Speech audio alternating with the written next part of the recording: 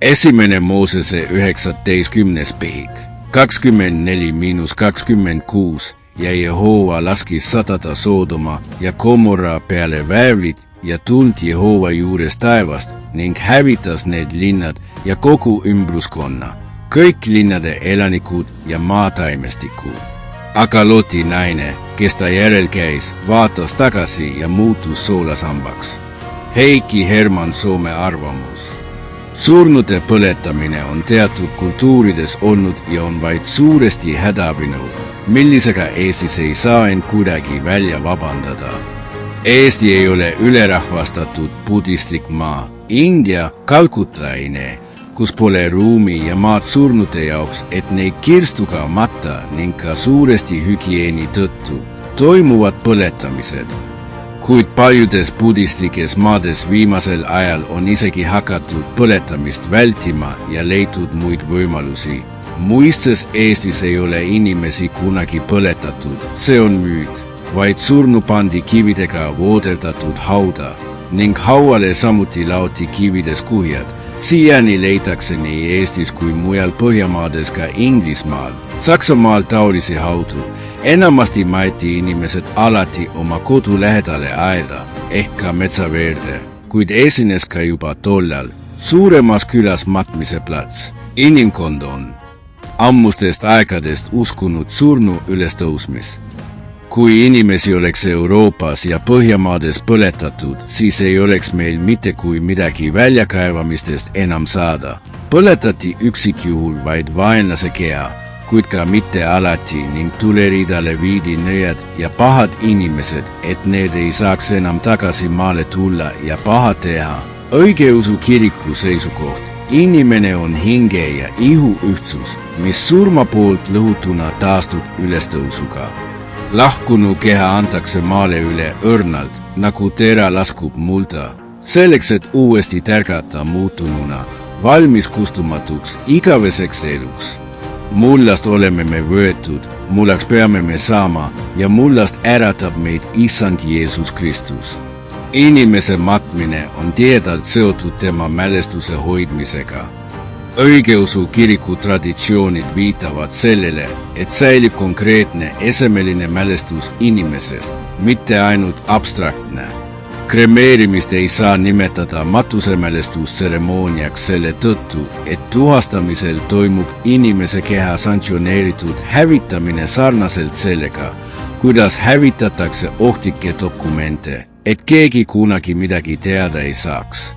Või nagu käituti hukatud kurjategijate jäänustega, et nende mälestus oleks kadunud koos nendega. 9, 6, 7. Tuhas ei ole mitte mingisugust isikupära, mitte mingit mälestus.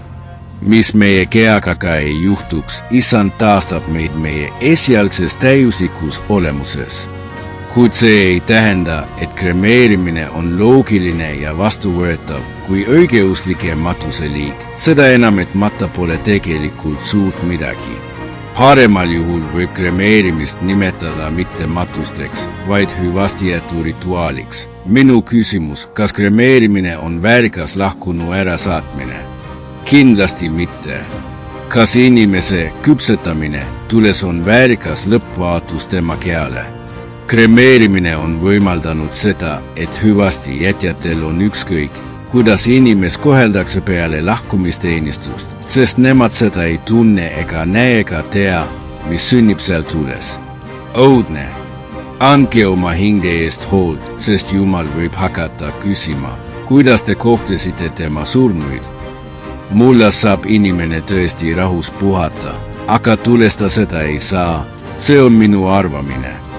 Rahu on see, et su ihu ei häirita, ei loobita, ei lööguta, ei põletata. Rahu on see, kui sa heidad oma viimsesse voodisse ja sind pannakse viimsesse puhkepaika. Surnute kremeerimine tuleks seadusega keelata, sest see rohkendab raskelt rahva pattu, kas teadmatusest või hoolimatusest. Vaimulike kuulamine ei kergenda, kuigi palju selle teo kordasaatjate süüd. Kahetseda tuleks kindlasti seda pattu. Urnimatus pole tingimata odavam kirstumatusest, praegu saab küll odavaima kirstumatuse sama hinnaga, mis urni, aga eks surm ongi selline hetk, et kui pole ennem neile asjadele mõelnud, et siis võib küll olla, et inimene ei suudagi mõelda ja tegutseda. Ma kujutan ette, aga matta ju tuleb. Paganlik ja hirmus komme surnud põletada on tulnud kirikusse just kirikujuhtide tõttu, aga praegu on ajad, kui ei saa usaldada ka kirikujuhte. Kõik õpetused tuleb ise läbi katsuda. Need asjad, mis inimene on teinud heas usus ja ei ole aimanudki, et see on patt, see ikkagi vabandab inimest palju, aga kahetseda tuleb ikkagi.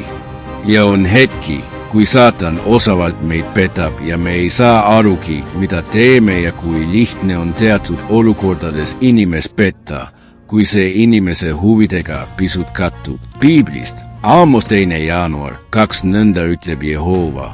Moobi 3 üleastumise pärast, koguni 4 pärast, ma ei võta seda tagasi, sest nad on põletanud lubjaks Edomi kuninga luud. Seepärast ma läkitan Moobisse tule ja see põletab Kerioti paleed. Moob sureb sõjakeras võitlushüüete ja pasunahääle saatel. Surnute põletamise lubamine on kirikujuhtide seisukoht, vastasel juhul inimesed seda ju ei teeks, aga Jumala eest tuleb aru anda surnute põletamise eest. 8. Jagu surnuvastased süüteod 148. Laiba rüvetamine inimese laiba tükeldamise, matmata jätmise või muu üldtunnustatud tavadele mittevastava kohtlemise või laiba varguse eest karistatakse rahalise karistuse või kuni 1-aastase vangistusega. 149. Surnu mälestuse teotamine matuse või muu surnu mälestamise tseremoonia takistamise, haua või muu viimseks puhkepaigaks tunnistatud koha või surnule püstitatud mälestusmärgi rüüstamise või nimetatud kohtadest eseme varguse eest karistatakse rahalise karistuse või kuni 1-aastase vangistusega. Inimeste kremeerimine peaks olema seadusega keelatud. Mõelge nüüd, et need meie kogudused põletavad rahus inimesi, nende maist ihu ja konte, mis on minu jaoks lihtsalt väga jube. Ja teadke, et ihu põletamine on ränk patt ja pöörduge selle küsimusega oma kogudustesse ja tooge need laibarüvetajad kõik päevavalgele. Inimeste tuhastamine on väga suur patt, aga see on meeldiv saatanale. Muidu hinged elavad oma põletamist rängalt üle, olen selles kindel.